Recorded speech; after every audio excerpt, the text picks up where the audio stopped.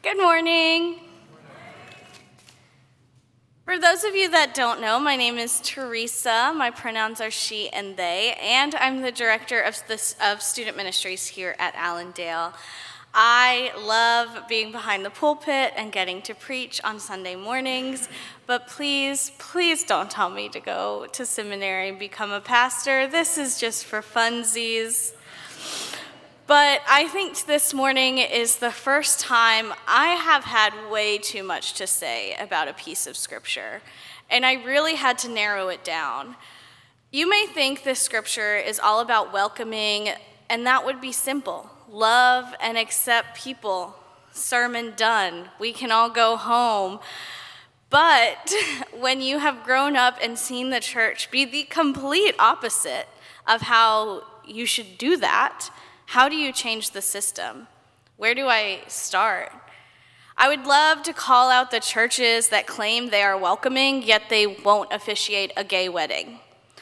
I would love to call out the churches that won't do the internal work to deconstruct white supremacy in our predominantly white churches. Or what about the churches that claim they love all people, but only men are allowed to stand behind the pulpit and do what I'm doing this morning? There are so many examples of the way the church hasn't been welcoming. So let me tell you, this scripture was hard. I wish there was a magic wand that I could wave and the world would be accepting and loving, but it's not that simple. There needs to be structural change in our state, in our church, and our nation to truly learn how to be welcoming. And that takes work, but that work is possible. This past week, you may not have seen me because I spent 5 days and 4 nights over at Eckerd College with over 60 students ranging from the age of 13 to 18. They were learning about the injustices of the world. We discussed racism, homophobia, transphobia, inaccessibility, sexism, privilege, power, and then what to do when faced with these injustices. These workshops were taught by their peers, other 16 to 18-year-olds, addressing how discrimination affects us all. And it was an amazing week.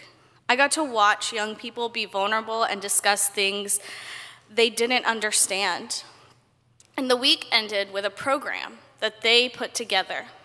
During that program, a group of youth, 2 of them from this church, led a workshop all about social identities.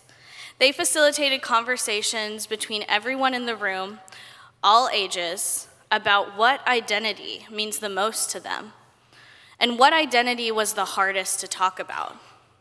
So we had people of all ages talking about things like class, race, nationality, ability, gender, sexual orientation, faith, ethnicity, or biological sex because of these young people.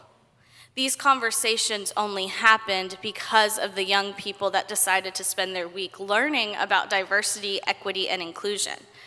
And then they went and taught the older generations what they learned. But this is the stuff that DeSantis is actually banning, actively banning. Why? Because he knows that when we diversify our education and learn about equity and inclusion, it encourages individuals to confront their own bias and work towards creating more inclusive communities, more welcoming spaces. When we actively learn the experiences different than our own, the way we welcome will change. The way we love will change. The world will change. And that change means less power for people like DeSantis. And that is why he's actively fighting against inclusion. But this idea is not just found in the governor's office. We see it in our churches.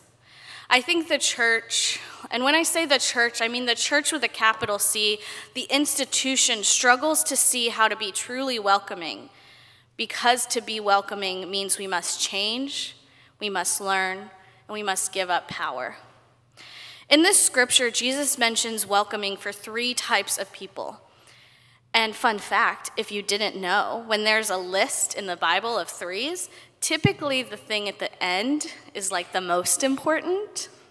So we have a list of a prophet, a righteous person, and a lowly one. So the righteous person is the one in the middle, and that stems from a Hebrew word that I'm going to try and say, but I will butcher, tzedakah, indicating justice and solidarity. So the person in the middle, the righteous person, is standing with justice and solidarity, disrupting our conventions of our ideas of welcoming. Making sure that the people have what they need is just an expected part of being a welcoming person. And that church should be actively changing the way that we see each other and the world. And then we have the lowly one. The lowly one in this scripture represents those with the least amount of power in social structures. Jesus literally tells us to welcome everyone, support them the way that they need, be inclusive and equitable. To be totally welcoming, we must stand in solidarity with those different than ourselves. We must relinquish our own power and privilege and connect together. This scripture is also an important reminder when we look at this list. If we believe the third thing, the lowly ones, the ones with the least amount of power, are the most important, then those are who we must protect and welcome. But in order to do that, we might have to do something hard. We might need to forego welcoming people with the power to do harm that are actively harming. We must prioritize a space of acceptance and love and truly welcome the least powerful within our current social structures. I don't know if you know this, but one of the big criticisms of Allendale on Facebook is when we block people. We will block them, and then they'll be like, well, they blocked me, so I guess they're not welcoming after all. They hate me because I think differently. No. Allendale, we only block people when someone violates our social covenant. That usually happens when you say something blatantly racist, homophobic, or harmful. So we are not blocking you because we don't welcome you. We are blocking you because you are actively doing harm. Because Allendale focuses on welcoming those that are often marginalized by the world, or the church with a capital C. And to be truly welcoming, we must encourage people to open their minds to this love and acceptance. And yes, in theory, I want to welcome everyone. I want everyone to know that they have a space here. But not everyone is ready to be welcomed. So Allendale must continue doing this work without succumbing to the misconception that everyone, including the homophobes, the racists, the authoritarians, the oppressors, should be equally welcomed. And how would our church look differently if we continue to prioritize welcoming our most vulnerable? Stating that obvious, blatantly racist comments will not be accepted, that we will not continue to do harm in our church, to call out people and embrace them with love and help them change. What would it look like for us to stop just forgiving blatant racism and holding people accountable? To be truly welcoming, we must prioritize our least powerful. And yes, that is uncomfortable. Asking people to learn and change is hard. Talking about identities that we don't want to talk about is hard. But knowing that you are supported and loved is the most important. To be truly welcoming, we must hear the pain that the power has caused and call out the powerful to change. If they are unwilling to change, there must be accountability. We should not let those in power feel comfortable being hateful. We should not let the church be comfortable being hateful. In all the ways that the church and the power have caused pain, we must change it. When I was figuring out how to end this sermon, I knew what I wanted to say because I've already said it behind this pulpit. And as you know, I am a poet. And I wanted to share a poem that I wrote a year ago. A year ago, when we were still, and the church is still actively harming queer people, I wrote this poem. It was very cathartic to write it, but presenting it on Sunday morning to a church was truly terrifying. I was unsure of how the church would respond, but all across United Methodism, I was thanked. I went semi-viral in the United Methodist circles. I was accepted, I was heard, and I was validated. So thank you to Allendale and all of those churches that are willing to change. So I end today with my poem entitled Church with a capital C. We declare all are welcome, no matter your identification, orientation, declaration, situation, qualification. There is no question, you are beloved.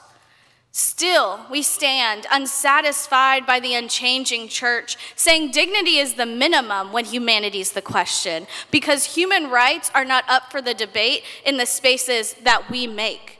But while building a new normal, it's easy to forget that I'm a part of the church with a capital C, the same church that chooses to erase me, the church that tells me that modest is hottest and how to submit, to be thankful for the scraps because at least I have a seat. You see, the system was not made for a queer woman like me. I have a list of sins longer than a CVS receipt. Martin Luther may have had 95 complaints, but I have 1,000 more of how this church continues to close their doors. You see, the church with a capital C claims to do no harm, yet they do not recognize me and how my faith has become something I flee because I refuse to believe in the church with a capital C.